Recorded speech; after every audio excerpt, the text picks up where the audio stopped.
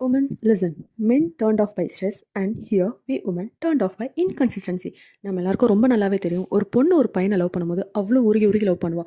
அவனுக்கு உலகத்தையே கூட கொடுக்க அவ தயாரா இருப்பா. ஆனா இதெல்லாம் எங்க மாறும்னா, அந்த மென் வந்து இன்கன்சிஸ்டண்டா மாறும்போது தான்.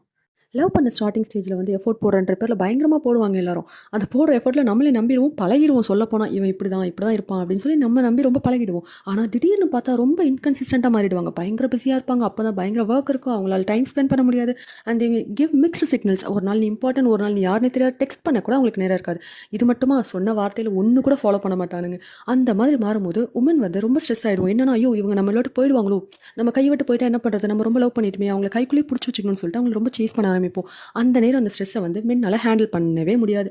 So men, you don't want stress, you want பீஸ்னா you should put some efforts, you should be consistent. ஆனால் அந்த இடத்துல தான் நீங்கள் தப்பு பண்ணுறீங்க.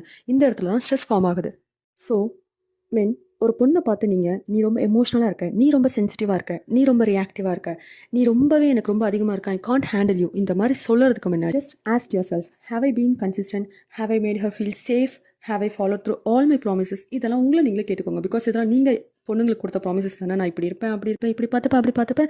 ஸோ இதெல்லாம் நான் பண்ணனா, நான் கரெக்டாக இருக்கேனா, அவளை நான் சேஃபாக பார்த்துக்கிட்டேனா, அவள் என்னோட லெவலில் ப்ரொடெக்டடாக ஃபீல் பண்ணாளா அப்படின்றத நீங்கள் முதல்ல நோட் பண்ணுங்கள். அப்போ தான் ஒரு பொண்ணால் உங்களுக்கு பீஸ் கொடுக்க முடியும். ஒரு பொண்ணு நினச்சா உங்களுக்கு உலகத்தை கூட கொடுக்க முடியும். ஆனால் அதுக்கு முதல்ல நீங்கள் அந்த பொண்ணுக்கு ரொம்ப சேஃபான ஃபீலிங்கை கொடுக்கணும். அப்போ தான் அவளால் உங்களை லவ் பண்ண முடியும். A pure love can only bring peace to the table. So please keep it in mind.